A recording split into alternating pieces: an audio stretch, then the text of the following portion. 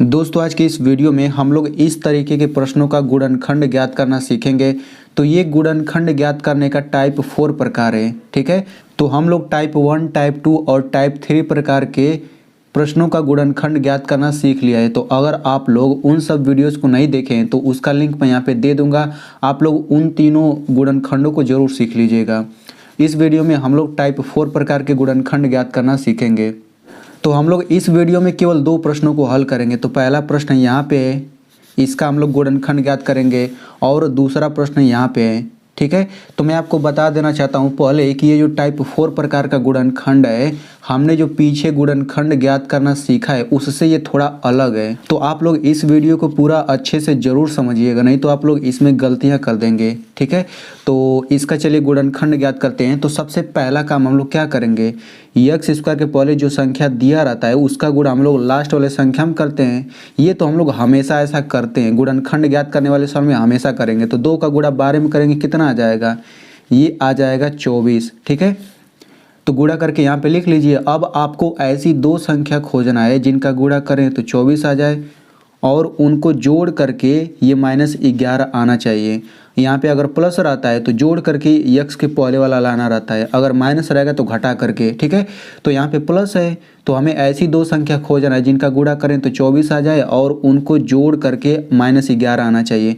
तो चूंकि यहाँ पे एक कन्फ्यूजन पैदा हो जाता है कि हम लोग 2 संख्याओं को जोड़ेंगे तो माइनस में कैसे आएगा, ठीक है। तो इसीलिए आप लोग इस माइनस को अभी भूल जाइए। यानी कि अब आपको ऐसी 2 संख्या ज्ञात करना है जिनका गुणा करें तो 24 आ जाए और उनको जोड़ने पर केवल 11 आना चाहिए, ठीक है। हम लोग बाद में माइनस कर लेंगे। तो देखिए अगर हम लोग 6 में 4 का गुणा करें तो 24 आ जाता है, लेकिन इनको जोड़ें तो कितना आएगा, 10 आएगा। यानी कि जिन दोनों संख्याओं को खोज रहे थे वे दोनों संख्या 6 और 4 नहीं है। तो अब हम लोग अलग संख्या खोजेंगे। तो देखिए 8 और 3 ये दोनों ऐसी संख्या है जिनका गुणा करेंगे तो 24 आ जाएगा और इनको जोड़ेंगे तो 11 आ जाएगा, ठीक है। आप लोग जोड़ करके देख लीजिए।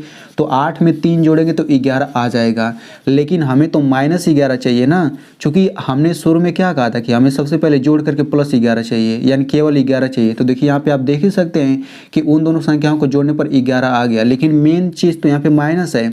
तो अब हम लोग इन सभी के आगे माइनस कर लेंगे। तो 8 के आगे माइनस करेंगे तो ये हो जाएगा -8, इसके पहले भी माइनस करेंगे तो -3 हो जाएगा, इसके पहले करेंगे तो -11। यानी कि इन सभी संख्याओं को पहले हम लोग माइनस कर सकते हैं। तो अब आप लोग देख सकते हैं यहाँ पे -11 आ गया है। अब हम लोग इन सभी के बाद यक्स लगा देंगे तो ये हो जाएगा -8x, फिर -3x, और ये हो जाएगा -11x। इन सभी के बाद हम लोग यक्स लगा देंगे। अब यहाँ पे आप लोग देख सकते हैं कि यहाँ पर -11x है और यहाँ पर भी पूरा -11x है, लेकिन यहाँ पर -11x बराबर है किसके, इस पूरे के बराबर है। यानी कि -8x -3x ये पूरा बराबर है -11x के। तो हम लोग यहाँ पे -11x हटा करके पूरा हम लोग ये रख सकते हैं, तो रख दीजिए। और हम लोग क्यों रख सकते हैं, क्योंकि ये पूरा -11x के बराबर है, तो हम लोग इसको हटा देते हैं और पूरा ये रख लेते हैं। तो ये हो जाएगा -8x -3x और ये +12 हो जाएगा। बस मैंने इसके जगह पे ये पूरा रखा है क्योंकि ये पूरा -11x के बराबर है। आप लोग देख सकते हैं इसको हल करेंगे तो -11x आएगा। अब हम लोग क्या करेंगे, इतना करने के बाद अब हम लोग इन सभी का विस्तार रूप लिखेंगे। तो इसका विस्तार रूप लिखिए। तो 2 का अभाज्य गुणनखंड 2 ही होगा, और x पर 2 घात है तो हम लोग x का 2 बार गुणा करेंगे। माइनस है, माइनस लिखिए। अब यहाँ पे 8 है तो 8 का अभाज्य गुणनखंड ऐसे करेंगे ना, 2 चौक 8, 2 दूनी 4, 2 एकम 2। यानी कि 8 को हम लोग 2 का 3 बार गुणा करके लिख सकते हैं। 2 गुणा 2 गुणा 2 गुणा यक्स है तो ये हम यक्स लिख दिए। अब यहाँ पे देखिए 3 का अभाज्य गुणनखंड नहीं होता तो हम लोग 3 गुणा x लिख देंगे। अब यहाँ पे प्लस है, प्लस लिखिए। अब देखिए 12 है तो 12 का अभाज्य गुणनखंड कर लेते हैं। तो ये हो जाएगा 2 छक्का 12, 2 तिया 6, 3 एकम 3। यानी कि 12 को हम लोग 2 गुणा 2 गुणा 3 लिख सकते हैं। तो 2 गुणा 2 गुणा 3 हमने 12 को भी लिख दिया। अब इसके बाद क्या करेंगे, देखिए ये पहला पद है, दूसरा पद, तीसरा पद, चौथा पद, ये मैंने सभी को विस्तार रूप लिखा। अब हम लोग शुरू के 2 पद ले लेंगे, फिर बाद के 2 पद। अब इन दोनों पद में कॉमन लेंगे। तो कॉमन क्या होता है, जो दोनों में होता है वही कॉमन होता है। तो इन दोनों में क्या क्या दिख रहा है, इसमें देखिए 2 है, इसमें भी 2 है, इसमें x है, इसमें भी x है, ठीक है। तो 2x दोनों में है तो ये तो कॉमन हो जाएगा। कॉमन वही होता है जो कोष्टक के बाहर हम लोग लिखते हैं, कॉमन जो होता है। अब इसमें बचेगा क्या, x बचेगा तो x लिखिए, माइनस है तो माइनस लिखिए। इसमें क्या बचेगा, इसमें 2 गुणा 2 बचेगा, यानी कि 2 दूना 4 आ जाएगा। ठीक है, अब इन दोनों में से कॉमन ले लेते हैं, तो माइनस है तो माइनस लिख लीजिए।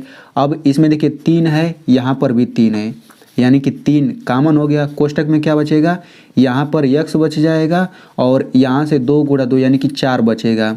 अब देखिए यहाँ पे प्लस है तो हम लोग यहाँ पे बहुत लोग सोचेंगे कि प्लस लिखेंगे, लेकिन यहाँ पे प्लस नहीं रहेगा, यहाँ पे माइनस रहेगा। अब माइनस क्यों रहेगा, क्योंकि हमें पता है कि जब भी गुणनखंड करते हैं तो यहाँ पे जो आता है सेम चीज़ यहाँ पर भी आता है।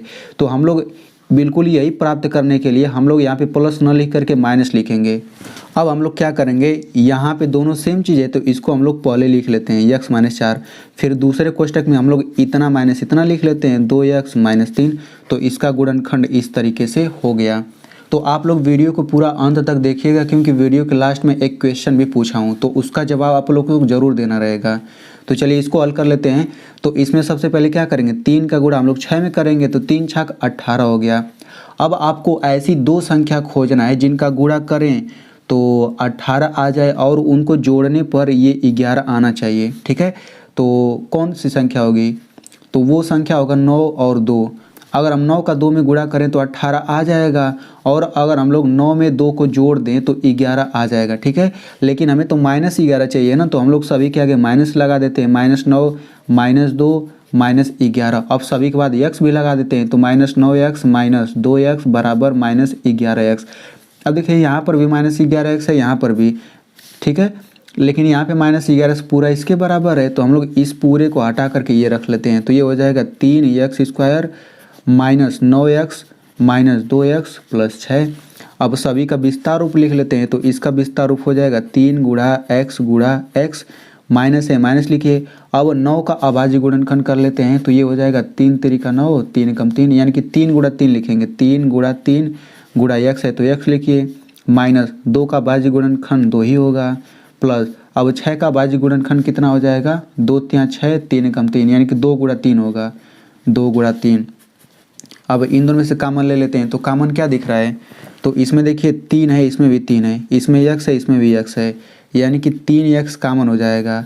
तो यहाँ पे x बच जाएगा माइनस, इसमें 3 बच जाएगा। ठीक है, अब इन दोनों में से कॉमन ले लेते हैं, तो माइनस है तो माइनस लिखिए, इसमें 2 दिख रहा है, इसमें भी 2 दिख रहा है, तो यही 2 कॉमन हो जाएगा। ठीक है, तो बचेगा क्या, x बच जाएगा और यहाँ पे 3 बच जाएगा। लेकिन यहाँ पे प्लस है तो यहाँ पे प्लस नहीं लिखेंगे, क्योंकि यहाँ पे माइनस है ना, तो ये माइनस हो जाएगा। ठीक है, अब यहाँ पे देखिए एक कोष्टक में हो जाएगा x - 3, यही सेम चीज़ वाला, और दूसरे कोष्टक में हो जाएगा इतना माइनस इतना 3x - 2। तो इस तरीके से इसका भी गुणनखंड हो गया। अब मैं आपको सवाल देता हूँ जिसका जवाब आपको कमेंट में ज़रूर लिखना रहेगा। देखिए आप लोग इसका गुणनखंड करिए, 3x² - 8x + 4। इसका आप लोग कमेंट में ज़रूर लिखिएगा आंसर, तभी तो मुझे पता चलेगा कि आपको समझ आ गया है।